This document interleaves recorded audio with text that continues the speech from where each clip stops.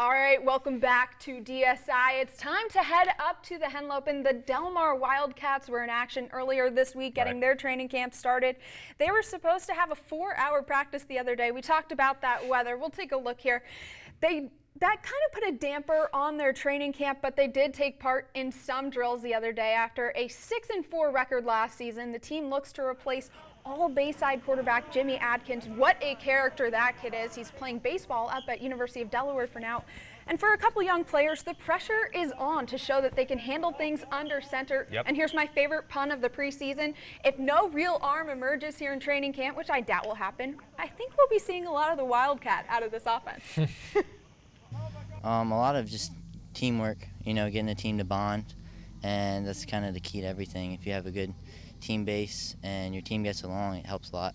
But we have a couple of kids who have been here, and so they know the system, and it's just a matter of getting some timing and the leadership part. You know, we'll see about that too, because the quarterback is pretty big on that.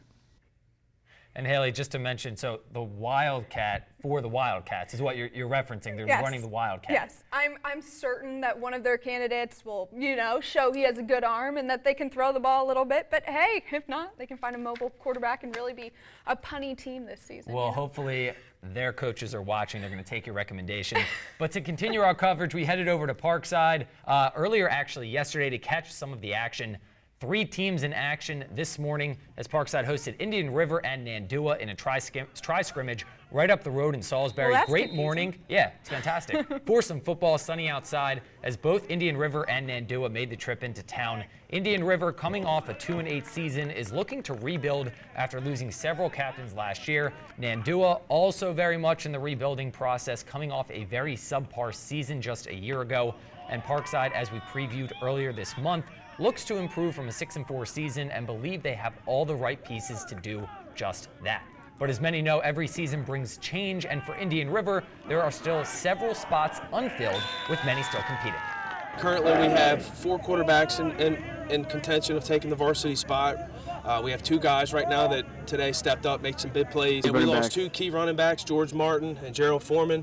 But luckily last year we had 2 young guys, Jacob Anderson and Kevin Custis, that did really well for us.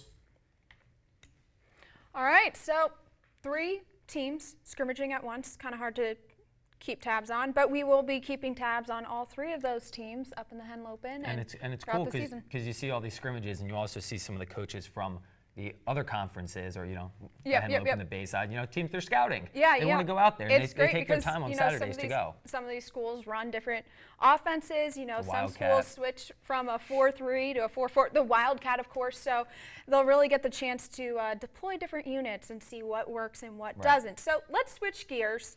It's still summer. In Ocean City, it's always an attractive destination throughout the summer season here on the Eastern Shore. But now it's proving to be much more than just a beach hangout, Jeff. Even with the White Marlin open in the rearview mirror, Ocean City continues to stay busy as the OC Lacrosse Classic roared on into the shore.